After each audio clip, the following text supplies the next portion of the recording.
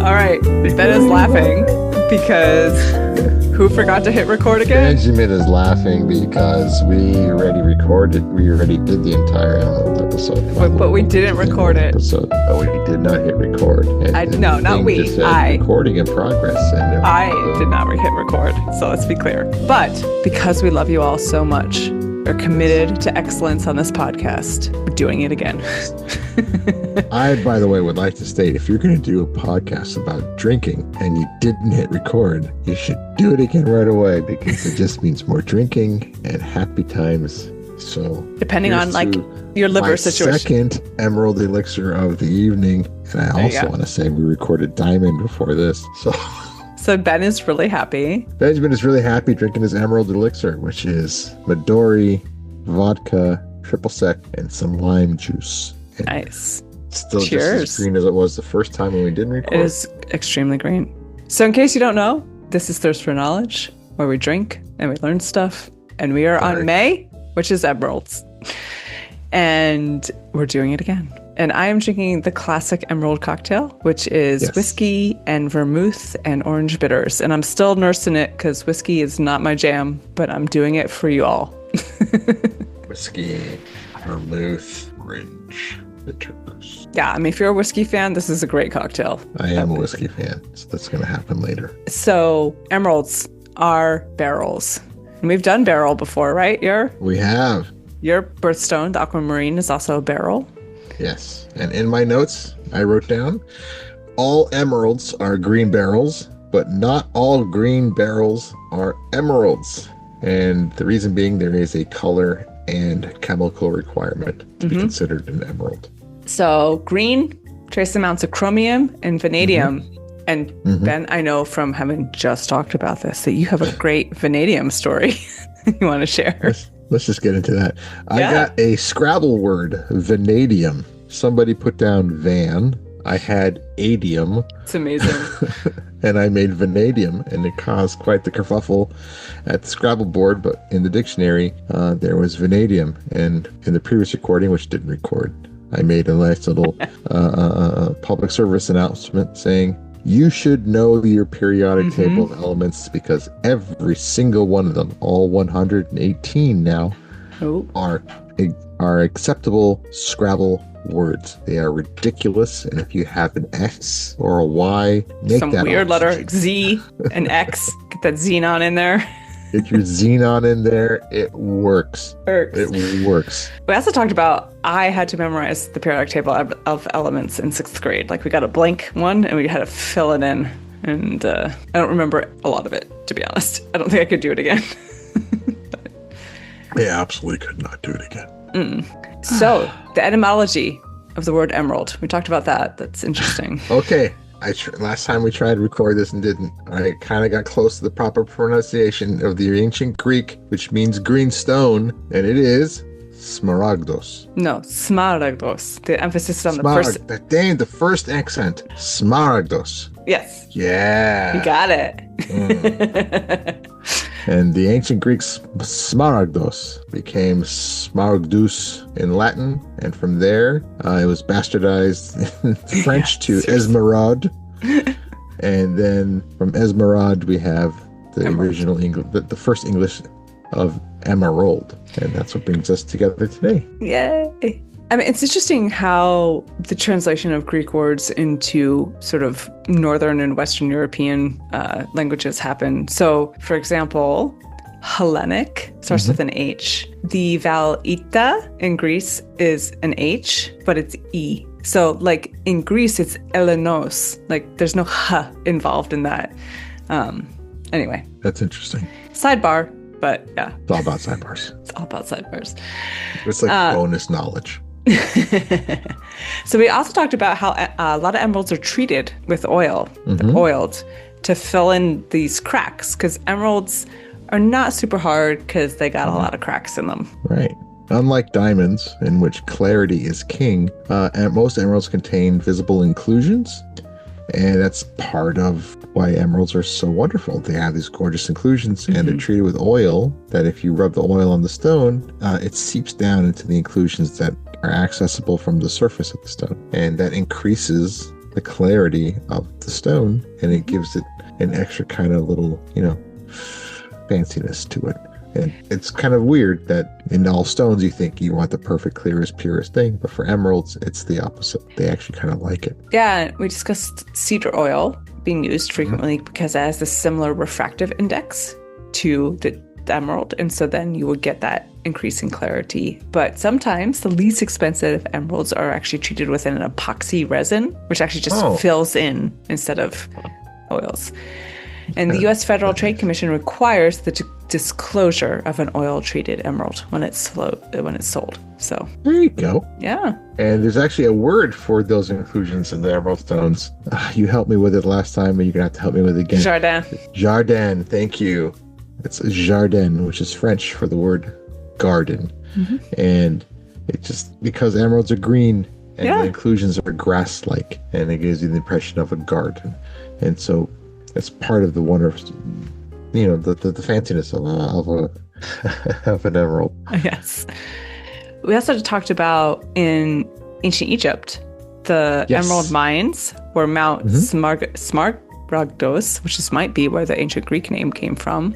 Right. They've been there since 1500 BC. And I think you mentioned how Cleopatra loved her emeralds. Cleopatra was in Egypt, of course, and she was famously enamored with emeralds. She loved them so much that she claimed ownership of every single emerald mine in Egypt. And she also had a system in place in which emeralds of a certain size or some other qualifications were brought to her personally first, so she could have them, see them, and more often than not, she kept them. Look, I get it. For everything. Absolutely. Emeralds are cool. Like that deep green color is pretty rare in a gemstone. So I can see why she would want to keep them. But right now, Colombia is probably the world's biggest producer of emeralds currently. And there are some, what's interesting is you can, from my understanding, from again, all my expertise following GIA on Instagram, my understanding is that you can actually tell the origin of an emerald by the inclusion. So you can tell it's a Colombian emerald a lot of times by the type of inclusions that are in the stone. Absolutely.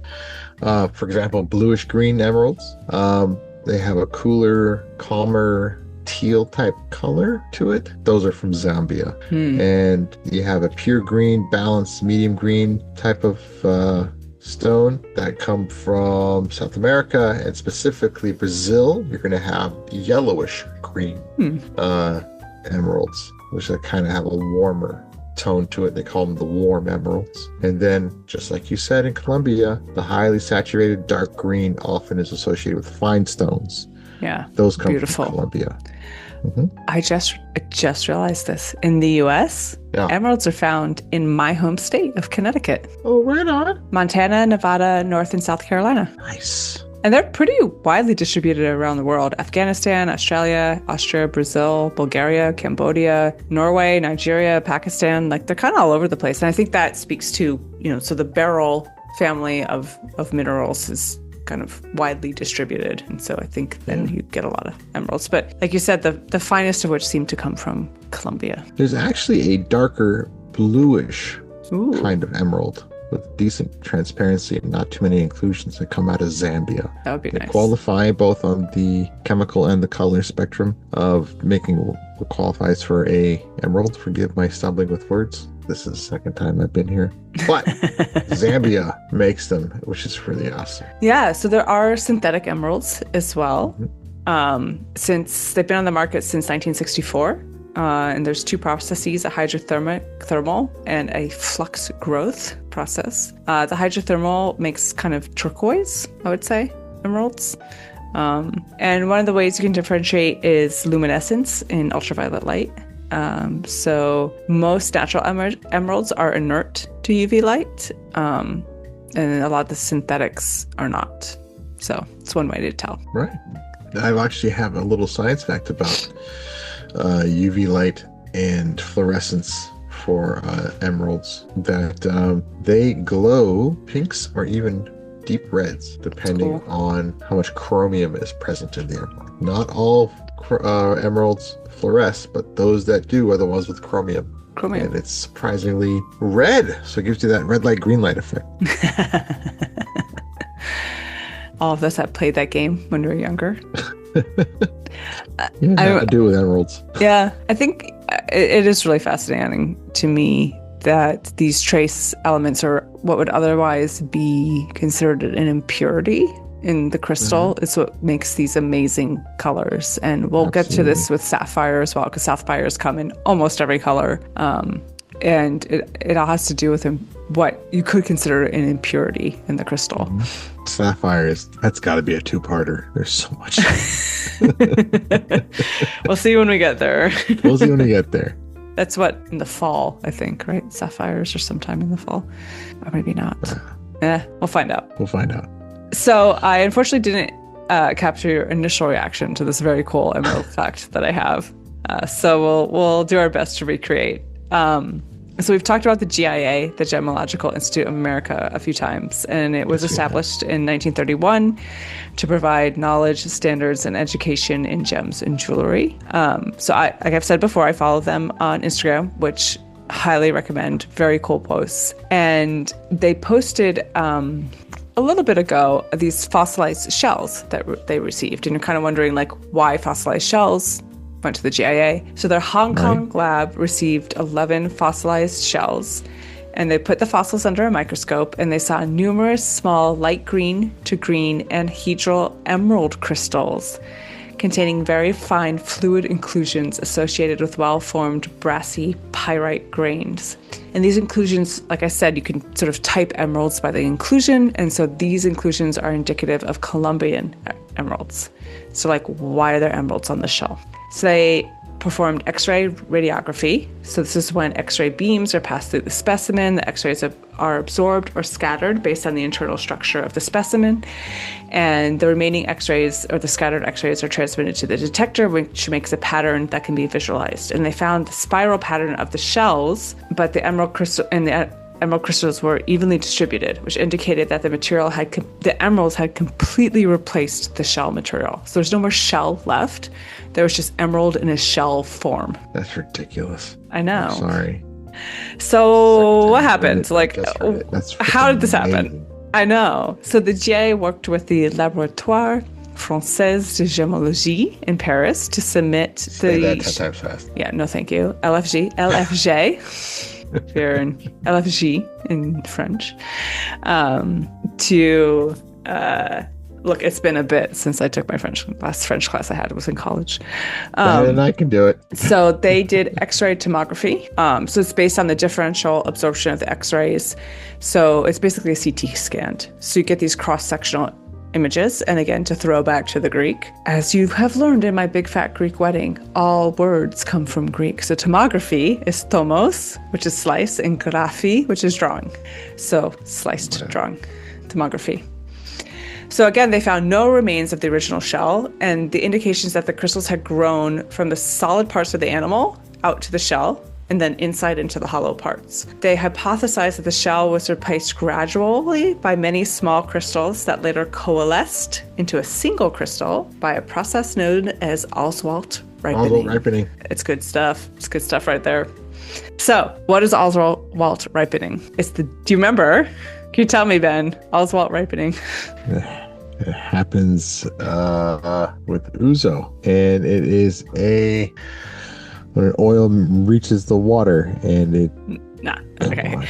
So it's the dissolution of smaller crystals and the redeposition of those dissolved smaller crystals into the surfaces of larger crystals. So this is a thermodynamically driven spontaneous process that occurs because larger particles are energetically more favorable than the smaller particles. So it all comes down to energy and what's most favorable energetically.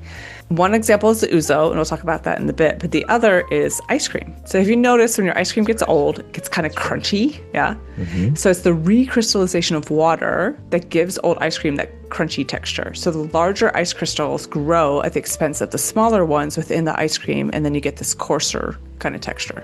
Is that the recrystallization of water that's already in the ice cream, or is it an additive ice from the freezer? It could be both, probably. But it's probably the recrystallization of the water or moisture that's already in the ice cream. That's interesting. Yeah. So we talked about this is also what happens with the ouzo effect. So when you're on your Greek vacation and you're sitting at the taverna and you're looking at the Aegean and you have your ouzo and your grilled octopodi and you're just chilling and life is great and you drop an ice cube into your ouzo because it's like 112 outside, right? Fahrenheit. What happens is your clear ouzo turns cloudy, and this only happens with anise-flavored alcohol. And what's interesting is that cloudy doesn't settle. It stays cloudy. It stays in emulsion. So this highly hydrophobic, afraid of water, oil, such as the anise flavoring, is dissolved in a water miscible solvent. That's a solvent that can be fully mixed with water, which is the ethanol. And in this case, the coalescence is slowed within the ouzo. So usually the little droplets will coalesce into bigger droplets and they settle at the bottom of the glass. Okay, yeah. So using microscopy, science has shown that the droplets grown by this oswalt ripening do not coalesce at all. So they just kind of hang out. So it's a really interesting effect that happens with these anise-flavored liquors. It might happen with others. I have experience with ouzo, but it's called the ouzo effect. That's worth researching. Yeah. I don't think we did ouzo in our last season. No, we didn't. Talked about it, though. Yeah. I think it's because we did the absinthe episode. Yeah. I think that was our anise-flavored. Yeah. There it is. And I don't drink anise-flavored liqueurs, so... No, you don't. No, I really don't. have to admit, the very first taste of that absinthe I did not like, but the second and third and everyone after that I liked it. But you can get ouzo and tsipro, which is another Greek liquor, without the anise flavoring to it. So it doesn't do this oswalt ripening. Like if you put an ice cube in it, it just stays clear. But if you don't like licorice, then it is an option. So I thought that was pretty cool. Like tying it's incredible. Yeah, tying in this concept that comes from, has a name of ouzo effect, and it ties into how this shell didn't become a shell, it became a fossilized emerald. And if you go on the GIA website, you can see pictures of it. It's really cool. I've already signed up for it, so I'm going to take a deeper look into it later. That sounds incredible. Yeah. I mean, that's what fossils are, just bone and other materials that are left over, and they slowly change structure over millions of years after pressure. But this happened to be into emerald. I think it would be fascinating to work at a GIA. Like, I think most of your day would be sort of grading people's diamonds and stuff, but every once in a while I'll get these like crazy, like, what is this? Yeah. My parents are jewelers, and I remember grading stones for them and then sending them into the GIA and getting back the results from the GIA, and I'd be super excited if what I found matched what the GIA found. And they find more stuff than you could possibly imagine. The thoroughness of their examination of stones is incredible. Yeah, definitely experts. Yes. So what else about emeralds? What else we got? There is a rare type of emerald called a trapeche emerald, which forms with 6 dark spokes of carbon impurities that radiate out from the center, and the crystal grows outward from those impurities in radial type zones, and it gives the emerald a kind of you mentioned it the last time. Star sapphire. Yes, like a cat's eye type of thing, I think. Yeah. Kind of gives it that kind of effect. It's interesting. I'm looking at a picture, and where if you look at a star sapphire, it still looks like a sapphire, and it just looks like there's kind of like shiny spokes on it. The picture I'm looking at of a trapeche emerald is of a dark, almost black stone with these bright green, kind of almost biohazard type markings on it. It looks really alien and really cool. But we will get into the star sapphires again in that episode once I remember. Yes, sapphires get big nuts. Yeah. And then emeralds also show pleochroism, meaning that it displays different shades of green when viewed from different directions. So depending on how you twist and rotate the emerald that you're looking at, the shade or color of the stone, and not just from the direction that you're looking at it, but the entire stone itself will change, not color, but tint I guess you could say. Ooh, that's cool. They're stronger or lesser green. Green. That's super cool. Yeah, I think we're going to come up on, I don't remember what month, but later in the year is Alexandrite, which is a true color changing stone, which will be interesting as well. And then I came across this very interesting, not directly related to the gemstone, but there's something called the Emerald Tablet that was supposedly written by Hermes Trismegistus, an ancient Egyptian sage, which is a foundational work of alchemy. But it's been traced back to 7th to 9th century Arab treatise. But what was really interesting about this is there's a 1928 paper that talks about how this is a transition between Arabic written sort of science and Latin written science. And so it's an early example of science communication. So alchemy, most people think about lead turning into gold, but really alchemy was sort of an early chemistry study. And so this is sort of an ancient version of SciComm in the form of a tablet that's been interpreted very widely. Isaac Newton sought to interpret it. He had both an English and a Latin translation of it. So it's up there, I think, in the pantheon of scientific treatises from ancient times. But it was pretty cool. It was kind of alchemy / philosophy. And what's interesting is you can go online, you can read parts of it. So it's kind of cool. There's a great movie called The Hudson Hawk. It's a Bruce Willis movie. It's a comedy movie. And it is all about some evil mega billionaire who wants to saturate the market with gold by turning lead into gold by following some ancient, I don't know what it was, some instructions to create some machine or something that Leonardo da Vinci found that turned lead into gold. Yeah. It's a very, very funny movie. I highly recommend it. But I mean, it's interesting how we haven't fully let go of that, right? Like all these centuries later, people are still talking about making lead into gold, which is... Lead is right there. But it's not like the radioactive elements that will just naturally decay into something else. Any closing Emerald thoughts? Golly gee. We cover their ultravioletness, right? How they fluoresce. Yes. Yes, we did. We talked about Cleopatra and oils inside them.